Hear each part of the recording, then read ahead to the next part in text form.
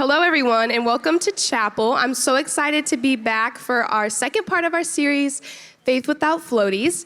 But before that, we have a really cool opportunity as a school to partner with a local organization called Reading for Change. Next week, we're going to be doing a change drive in order to raise money to buy Christmas presents for the kids at Reading for Change. So I'm going to have Carrie Ann Gaines, who's now Carrie Ann Cheatwood, come up, who's the director of Reading for Change and also a Troy Christian graduate, to tell us a little bit about it.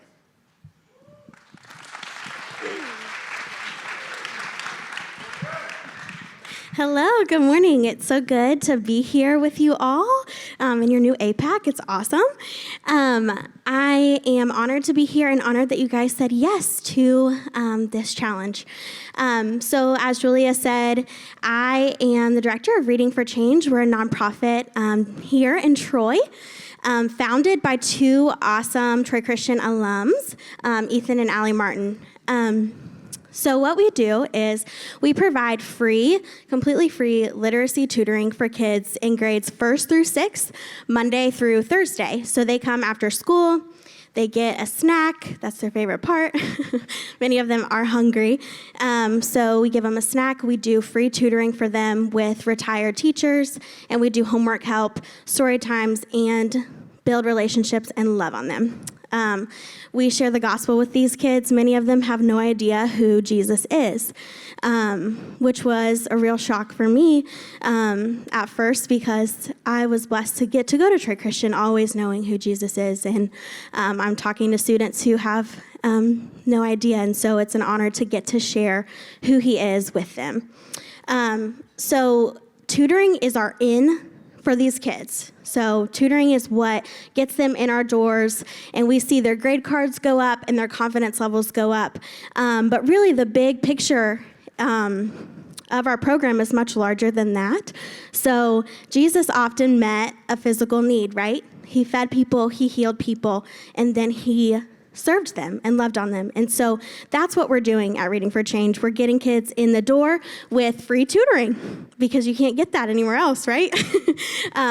But then we are building relationships with them, and we're partnering with them and their families, meeting needs, whether it be meals, school supplies, other things. And so this Christmas, we really would love to bless our families, bless our kids with things that they really need: coats, gloves, hats, many things that most of us just have. We don't have to ask for those types of things for Christmas, but these kids do. So I'm going to have Julia come on up and tell you a little bit more about what you guys are going to be doing for us. And I just want to say thank you from the bottom of my heart for caring about kids in your community. Thank you, Carrie Ann. So as I said, next week we're going to be doing a change drive. This will be from Monday to Friday, and our goal is, as a junior high and a high school, is to raise $700. There will be containers in the main office where you can put all of your change, and if we raise this $700, the reward will be a movie day here in the APAC. So we would end classes at 1:30, and then we'd come over here and watch a movie and just hang out from 1:30 to 3. But if we don't raise it, then we're going to class till 3. But this is a great way for us to have a hand in serving our community, so I hope that all of us will be a part of that and participate. But as I said, today is our second week of our series, Faith Without Floaties, and we're going to be talking about prayer and how to connect with God through prayer. So we have a short video of our own students talking about their personal experiences with prayer.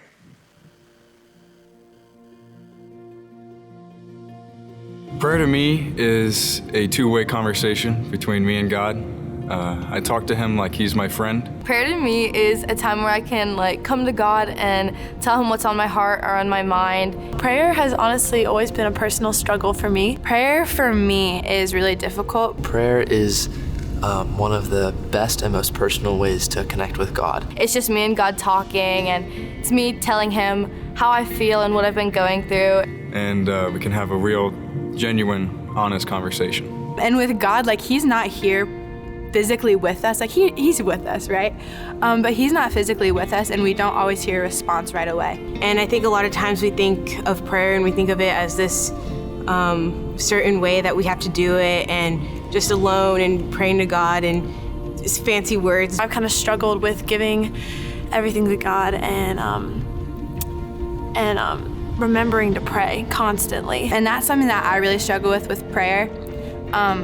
It's so interesting, like just sitting in your room and just praying to nothing, it feels like.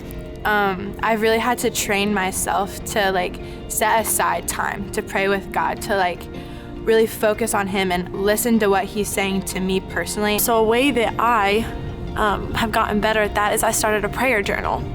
And that means I text my friends, text my family, ask people how I can pray for them. I write it down, and each night I open that journal and I pray for these people in my life that I care for. Prayer can be in any way in our form of prayer. We can pray just as we're walking through the hallways. We can talk to God, just like little prayers. I've had to think of it a lot more as like a friendship with God. Like, it's not something that I'm working up to perform to Him. Like, He loves me from me. God doesn't expect anything complicated out of me. He expects me to come to Him with all I'm going through. It's the simple things that make God happy. So prayer to me is just a conversation where I can be vulnerable with God. Then that really just brings a sense of peace, and then we don't have to worry about it. And all the little things that we go through throughout our day, just like little insecurities and anxieties, like we can put those aside and we can give those to God because we trust Him. Prayer is really important. It's something that God has given us to communicate with Him. So I think that that's really important, to have a strong prayer life.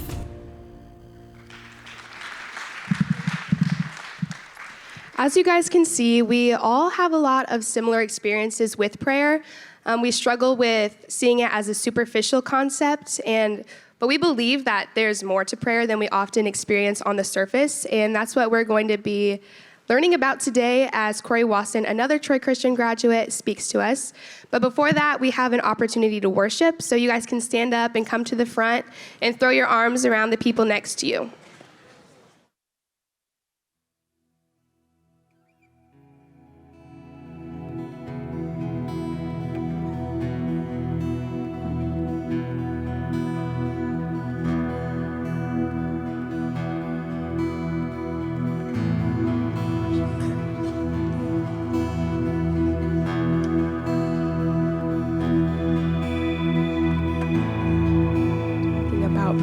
Since we're talking about prayer, I think it's only fitting that we spend some time in prayer for the people that we have our arms around. You can pray for specific things in their life, or just that this message would be impactful, or that they could grow in their prayer life, but let's spend some time just praying for the people around us.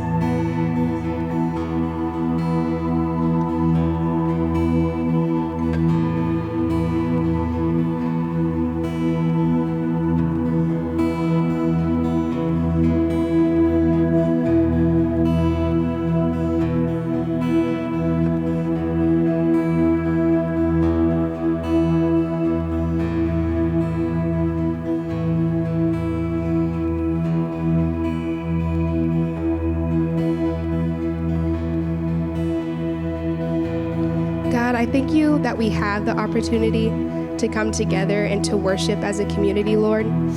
I pray that our worship would be genuine and that it would be glorifying to you. I pray that we would have soft hearts and be receptive to the message that we hear, Lord. Please show us what it looks like to deeply connect with you through prayer. We love you, Jesus. Amen.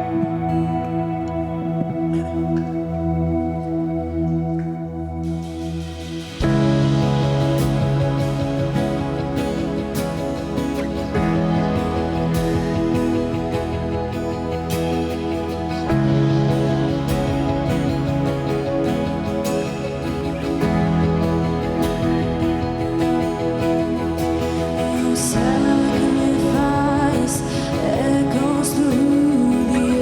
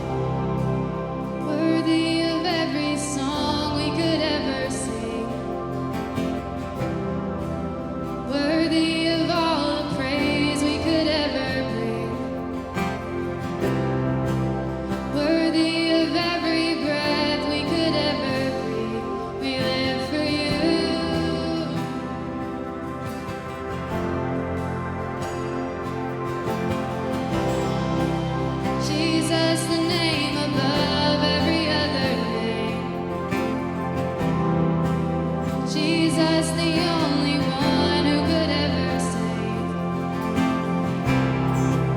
Worthy of every breath we could ever breathe. We live for you. Oh, we live for you. Holy, there is no one like you. There is none beside you. Open up my eyes in wonder. Show me who you are and fill me with your heart and lead me in your love to those around me.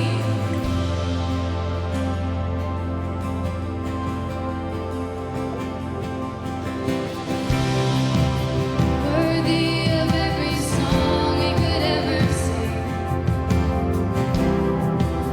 Worthy of all the praise we could ever bring. Worthy of every breath we could ever breathe. We live for you.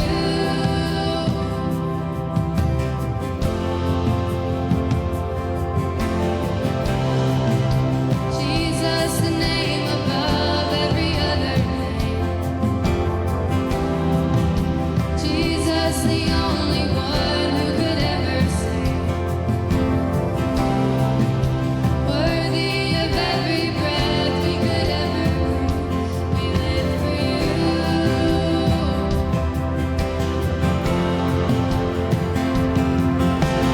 Holy, there is no one like you. There is none beside you. Open up my eyes in wonder.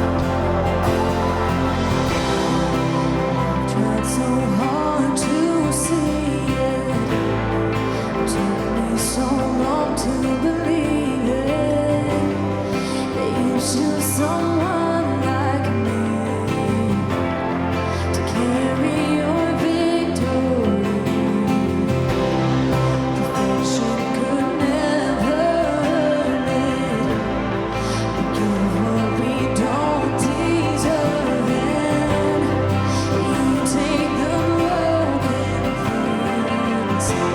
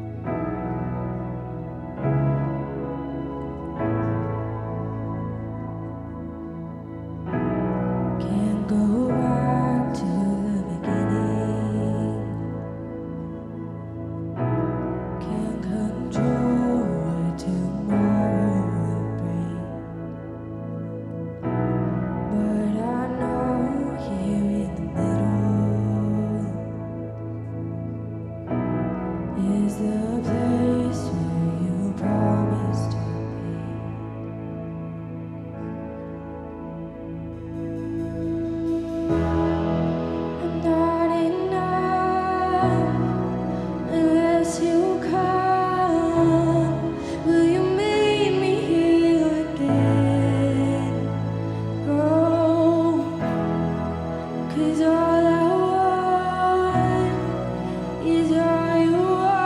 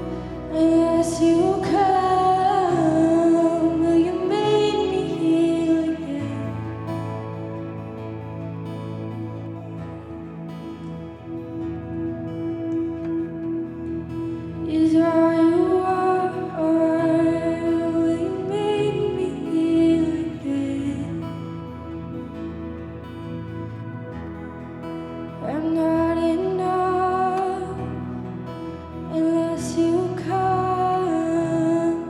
Will you make me heal again? 'Cause all I want is all you are.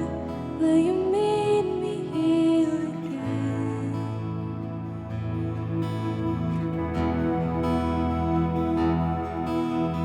God, I just thank you for this day that you've given us. I thank you for the opportunity to come here and worship you freely without judgment.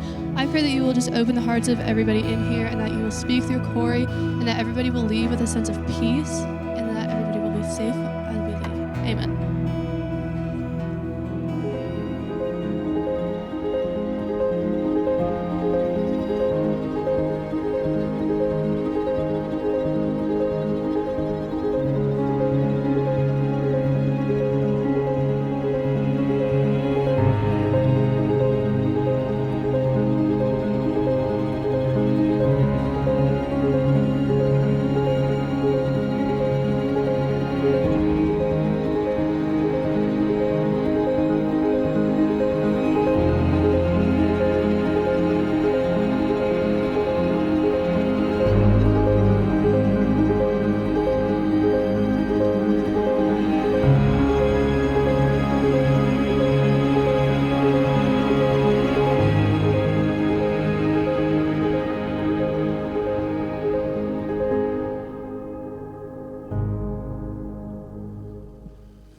Awesome. What's up, Troy Christian? Good to be here with you guys. So my name is Cory. Some of you have probably met me before. Some of you might not have, but I am a Troy Christian alumni. I graduated back in 2008, and it is a privilege to be here with you guys. I'm overjoyed to get to hang out with you. And just to introduce, I've got a buddy that's with me here today. His name is Baylor. He's going to be rocking the keys for us a little bit today. So today is going to be different.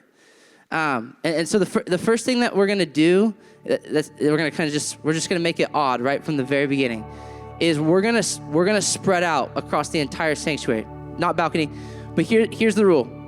We're going to fill this whole space, and what I want is I want there to be at least one seat on your left and one seat on your right that's empty. So I know this is going to be like a massive like shuffling, okay? But 3, 2, 1, go. Begin to spread out. Some of you are going to have to go back. You're going to have to push all the way to the back. Some of you have to go to the corners. And try not to have more than that, because I don't know that there will be enough seats. I think we're going to have just enough for there to be one seat in between everyone. So spread out, spread out. And teachers, if you could just kind of look around and make sure that this is happening. Yeah, okay. All right, let's take a peek. Let's see if we got it. How are you guys doing? Yes, this looks good. You two guys, too close. Totally violating the 2-seat rule. Way too close, bro. These two, awkward. One of you move. All right, back there, let's see. Okay, I feel like we're doing pretty good. All right, left section is rocking it. He's got voted off the island. Yes! Awesome. Perfect. Okay, let's see middle section, okay? Feels good, feels good. Oh, wow. You guys, great job. Okay, let's see here. I can't really see behind the booth. Mr. Smith, can you look back there? Tell me if it looks good. This looks good. Yes, yes, yes. You guys are amazing. You guys did it. How are we doing back here? Oh, yeah. This looks a little tight. No, you guys are good. You followed the rules. Okay, we got it. Sweet. There's at least 1 or 2 seats between each of you guys. All right, so today we are going to talk about prayer, okay? And we are only going to study one verse today. It's gonna be really simple. We're not doing like a massive tour of the Bible. We are gonna just dive down deep into one verse. And I've heard that's what this series is about, right? This series is about getting out of the shallow end into the deep end. This series is about getting out of maybe some things that have been simple in your life and diving down into the complexity of it. And so that's what we want to do today with prayer, okay? And if you have something to write on today, that would be awesome. It'll help you now for when I'm teaching, but then later we're going to actually do an activity together for a little while, and you're going to want something to write on probably. So Okay, here we go. So here's our verse for today. It's Luke 11:1. If you want to get it out in your Bible, you can, but it's up here on the screen. Here's what it says. It says, now Jesus was praying in a certain place. Simple, right? Jesus went to pray in a certain place. And when he finished, one of his disciples said to him, Lord, teach us how to pray. Now this might seem like a simple verse, but if you actually pause and consider it and think about it, it's actually a little bit confusing. Because these disciples were Jewish teenagers and young adults. Okay, these disciples were Jewish teenagers and young adults. They weren't atheist teenagers and young adults. They weren't agnostic teenagers and young adults. Meaning this, they grew up in Judaism. They grew up in religion. They grew up in the synagogue, which would be their equivalent of the church. They grew up, depending on what part of the tradition you were in, sometimes praying 3 times a day, all the way up until 8 times a day.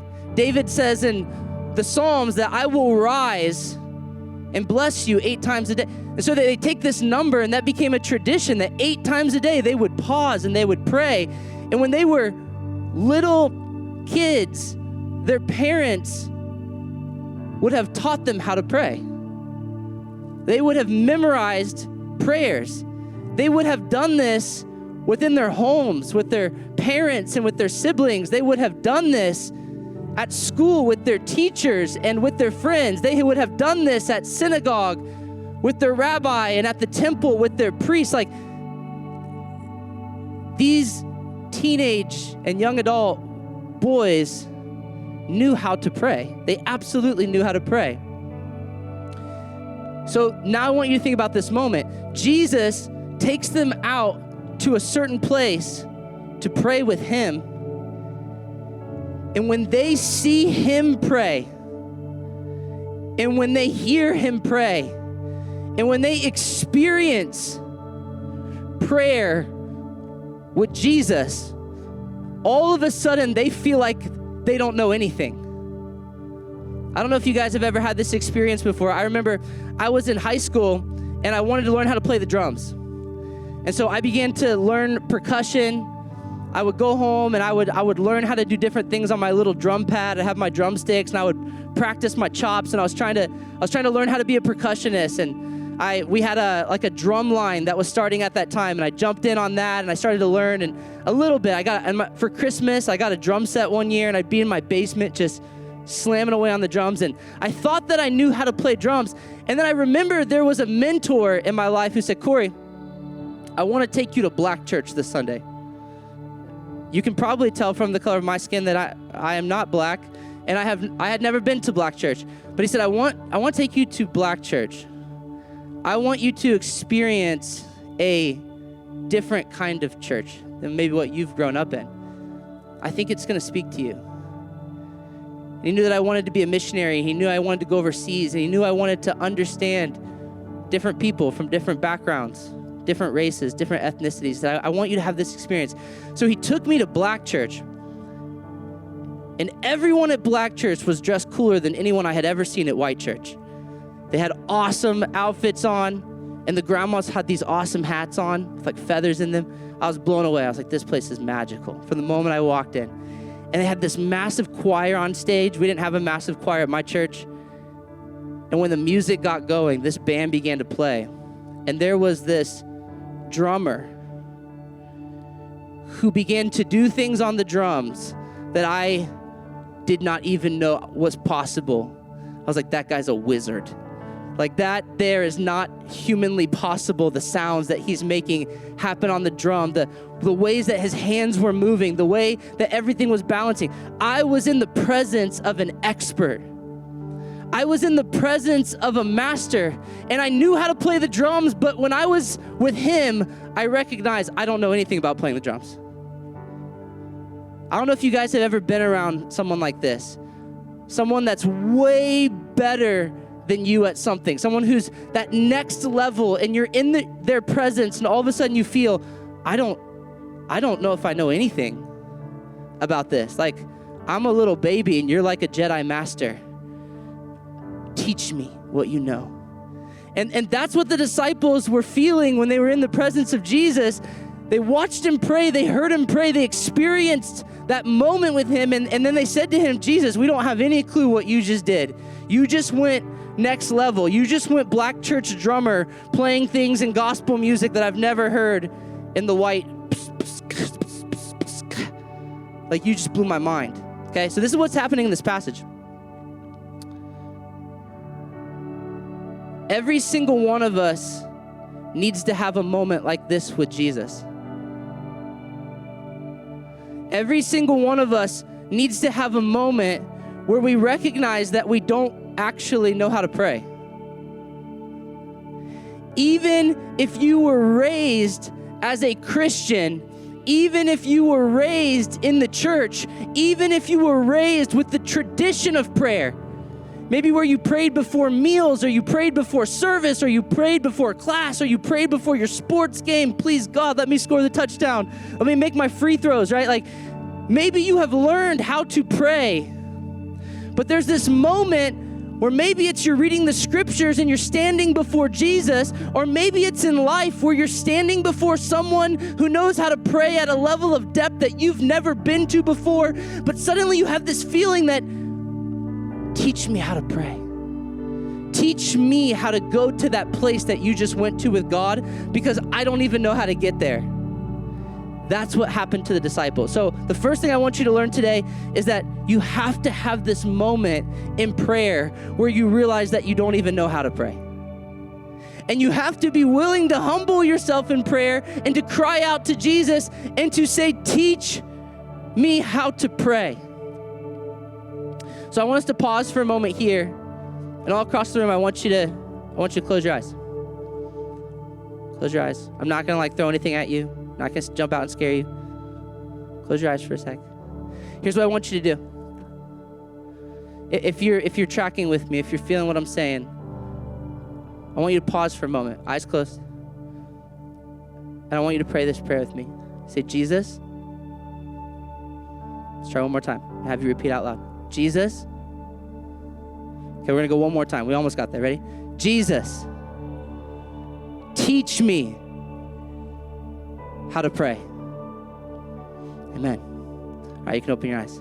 All right, that's where it starts. It starts with humility. It starts with us standing before the master of prayer and realizing that we don't really know anything, and that we need him to help us by his Spirit to pray. That's what Romans 8 says, that we do not know how to pray as we ought, but his Spirit will take us to places in prayer, and he'll help us in our weakness. Okay, here's the second thing I want to tell you about prayer. Prayer is something that is caught more than taught. Prayer is something that is caught more than taught, which means you catch it by doing it with people who are better than you at it. I'll say that again. You catch it by doing it with people who are better than you at it. If you want to be a better musician, you play music with musicians that are better than you. If you want to be a better singer, you sing with singers that are better than you. If you want to be a better leader, you lead with leaders that are better than you. And I want to say this, if you want to get better at prayer, you have to pray with people who have gone deeper than you in prayer. You have to get around people who have actually gone there. I want to pause for a moment, and I want to speak to our administrators and to our teachers. And I want to ask you to consider putting prayer more in your curriculum. I just was praying for you this morning on my way in, and I felt to ask you this. I want to ask you teachers to spend more than the 1 to 2 minutes at the start of class in prayer. I know you can't do that every day. You have so much to accomplish that you need to teach these students, and you have standards. But listen, the only way that your students are going to go into the depths of prayer is if you expose that depth to them is if you take them with you into places in worship and prayer that they don't know how to go on their own. They actually need to see your depth. They need to experience your depth. And you can't accomplish that in 1 to 2 minutes. Bible teachers, I would encourage you, make space for worship. Make space for prayer, not just to talk about worship or talk about prayer, but to do worship and to do prayer so that they can go there with you. That's my appeal to you. You don't have to do it, but I'm asking you as a friend and as a fellow educator, make space to go deep in worship and prayer. So prayer is something that is caught more than taught. I could stand up here and I could teach you for a long time about the ins and outs of prayer, and at the end of it, you wouldn't know how to pray. Just like I could stand up here and I could teach you about the ins and outs and playing the drums, and at the end of it, you would not be able to play the drums. You got to do it, okay? So here's the next thing I need you to know is that if prayer is something that is caught more than taught, let's flip that, let's say it a different way. Prayer is something that is learned. I want you to write that down. Prayer is something that is learned. It's not this magical, mystical, instantaneous experience where you close your eyes and all of a sudden you just begin flowing with prayer. That's not how it works. Usually when you start to pray, you actually feel dammed up on the inside. You feel like there's this massive wall that is keeping you back from God, and that thing needs to break before you begin to flow like a river in prayer. It's something that's learned, the same way that you've learned everything else in your life. Let me say it a different way, because this is true of anything we learn. Prayer is learned, also known as you won't be good at it when you start. If I handed you a violin right now and I said, all right, come on up, play the violin, right? You would take the bow and you would put it to the violin, and it would be terrible, right? Right? That would be you.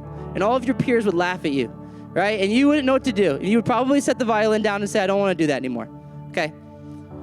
The violin is something that is learned, which means that when you start, you're actually not good at it. When you start, you feel like you don't have any clue what you're doing. When you start, it's awkward. Sometimes it's painful. If you tried to get up in front of people at the very beginning and do it, you would probably make a fool of yourself, which is why prayer doesn't start in public, it starts in private. You learn it in secret before you ever bring it out in front of others. And just like that kid who's in band, how many of you were in band when you were a kid and you started picking up your instrument? I played the trombone. I remember the first time playing trombone, I put my lips to it and I just went, that is all that I accomplished on the trombone my first time.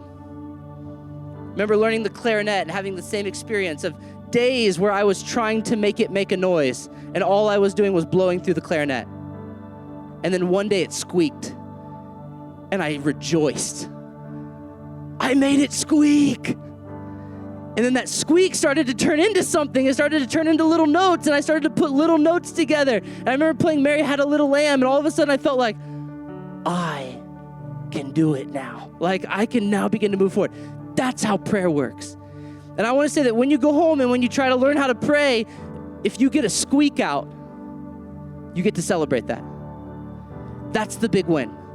And that squeak will actually turn into a sound that will start to move things if you keep at it and don't give up. You guys with me so far? Okay, I know there's gentle music in the background. Don't give in to it. If you need to stir yourself, go ahead and do it. Let me give you a simple definition of prayer. Here's my simple definition. Prayer is communication with God. Prayer is communication with God. Now, there's a reason why I use the term communication as opposed to prayer is talking to God or prayer is conversing with God. Those are both true.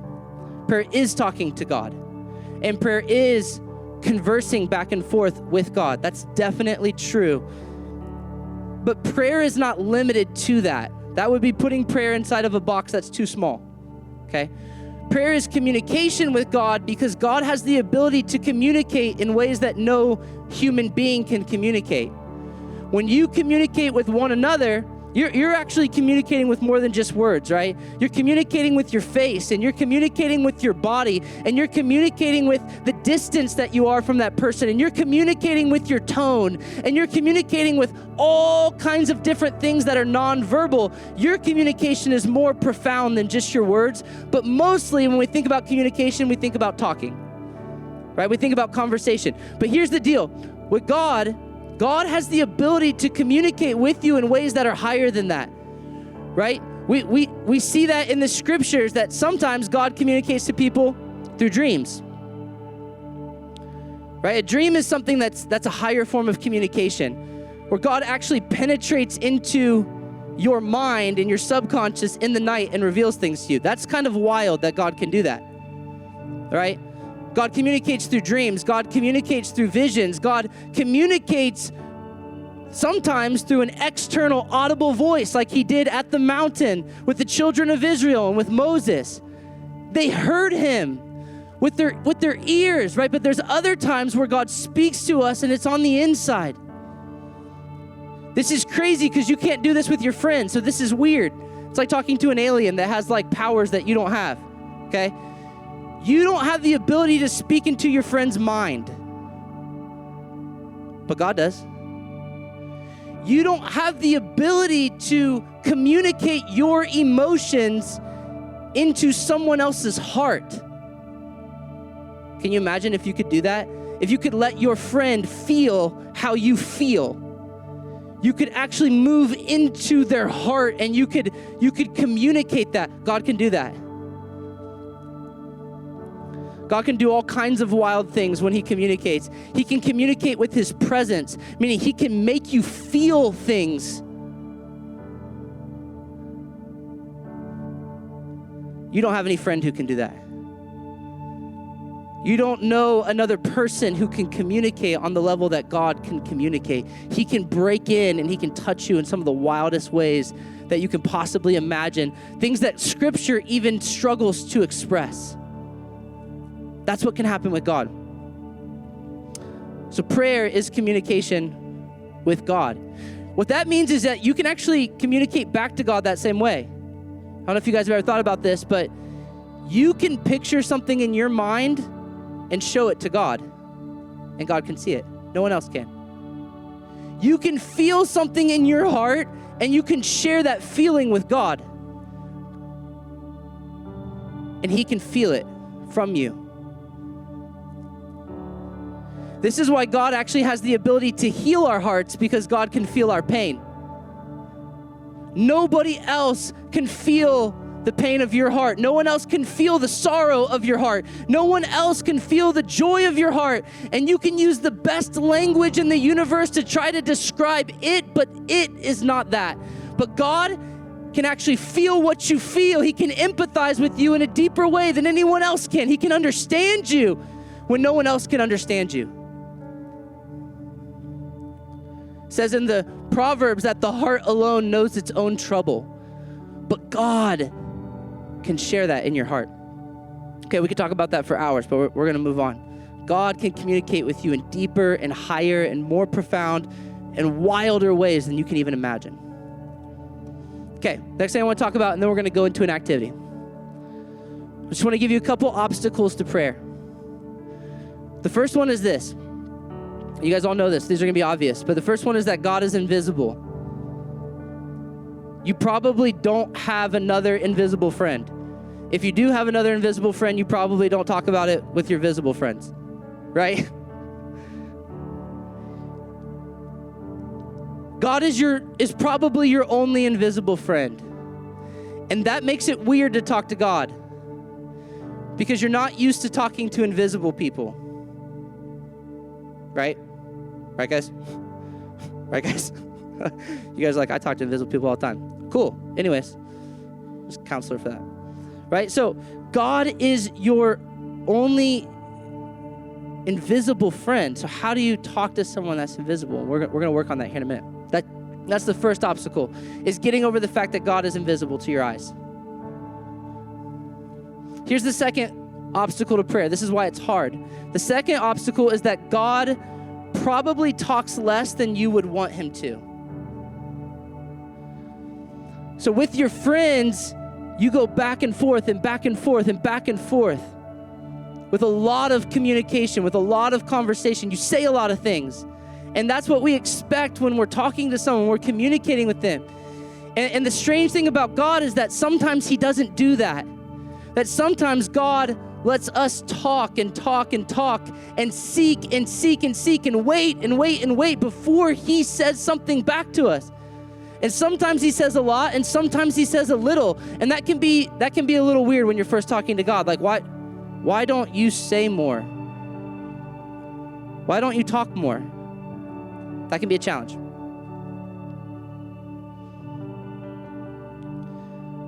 Next.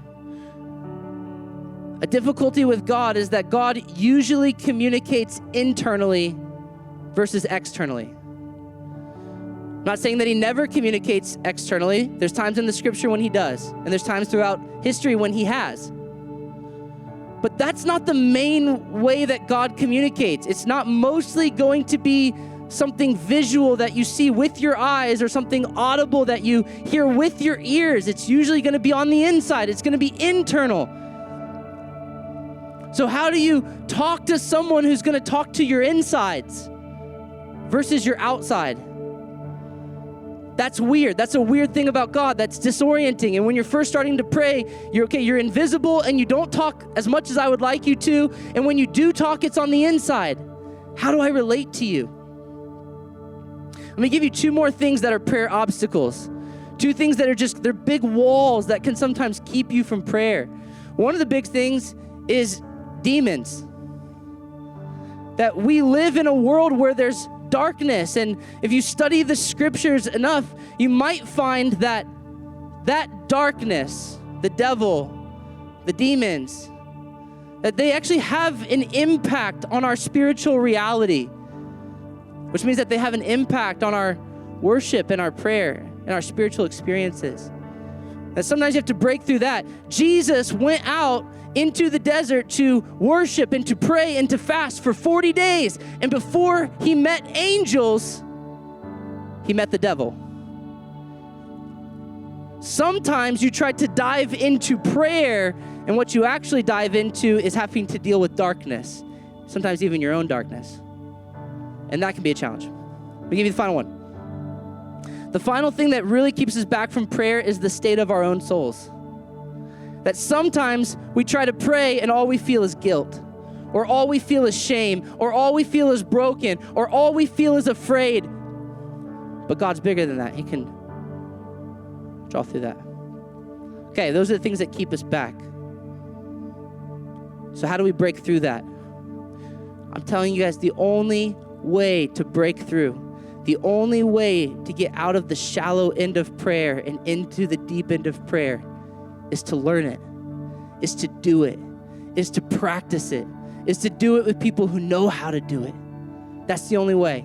You got to find a master, to find your Jedi. Say, show me how to do this thing. I want to learn how to pray. And then you begin to practice it every single day. All right, we're going to take our final few minutes and we're going to practice together. How about you guys stand up?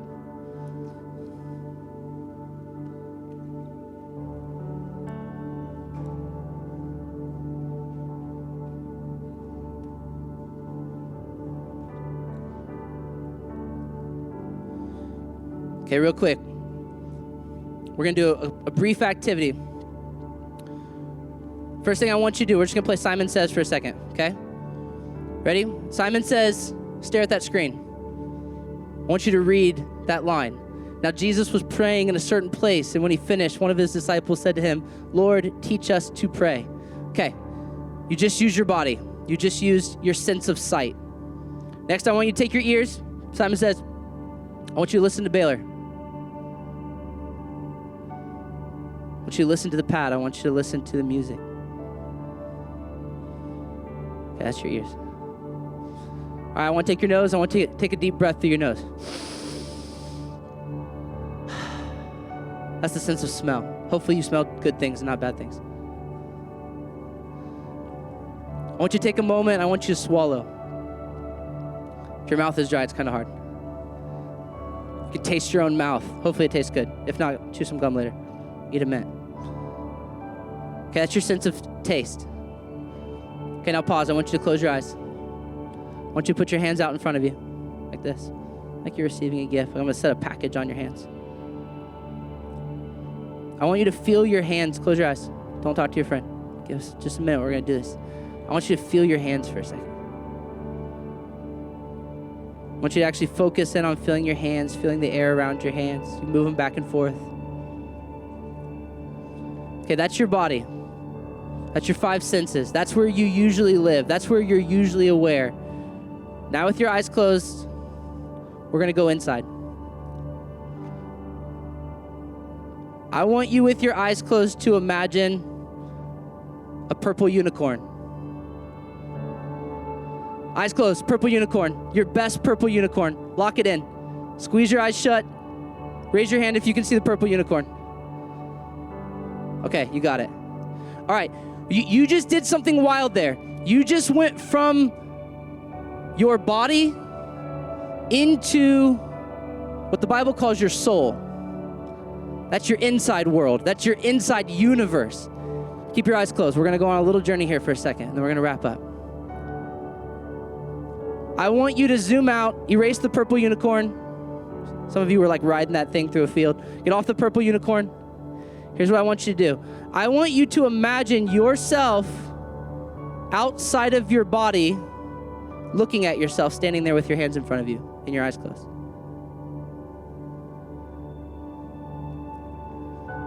Okay? You can do that. Your mind has the power to do that. Now I want you to zoom. I want you to zoom out into outer space. Up through the APAC, up through the sky, up through the clouds. I want you to go in your imagination, go out into space, looking down at the earth. If you've ever seen a video of Earth, you can probably imagine this.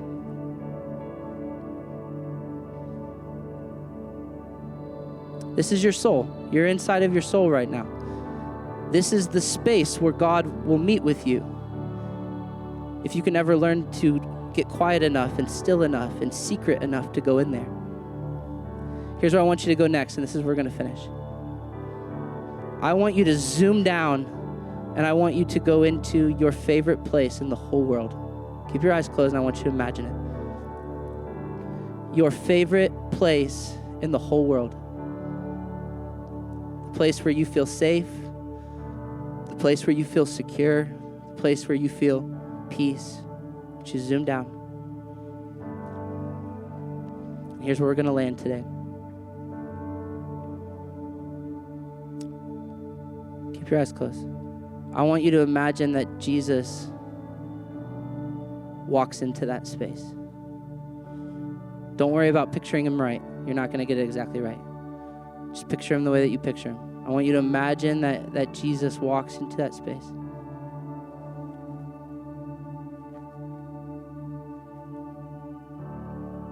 And I want you to imagine that Jesus, if you're at a table, that he sits down. If you're out in a field, he gets comfortable.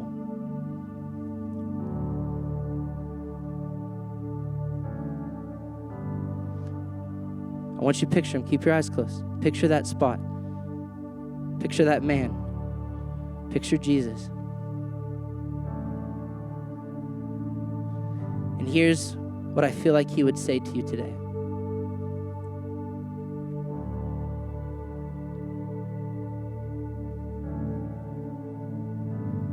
I feel like he would say to you, I'm waiting. I am waiting here for you. And if you want me, you can have me. If you seek me, you will find me. If you want to know me, you can know me. I'm here. I'm waiting for you. It's your choice. Lord, I thank you for this time together. And Lord, I'm asking that for these students that you would take them from a journey where they go from always living in their body, always focused on the outside stuff, to going down into soul and spirit, that place where you are with us. And that they would learn how to meet you in that space. Lord, I'm asking that they would learn how to close the door and to go into the secret place, what you said in Matthew 5, 6, 7. And Lord, I'm asking that if they begin to seek you, if they begin to do that every single day, then they would begin to find you. They would begin to experience you. They would begin to encounter you. They would begin to know you. They would begin to love you, and that you would begin to radically begin to change their lives, that they would get addicted to meeting you in that space, that it would become the best part of every day is meeting you there, where you dwell on the inside by your Spirit.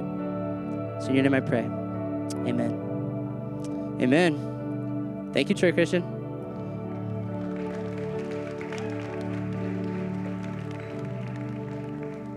Thank you, Cory. All right, I'm going to challenge us all. I know personally I struggle with prayer. I struggle to talk to God. And I'm going to challenge us all for this week just to, practice prayer with purpose.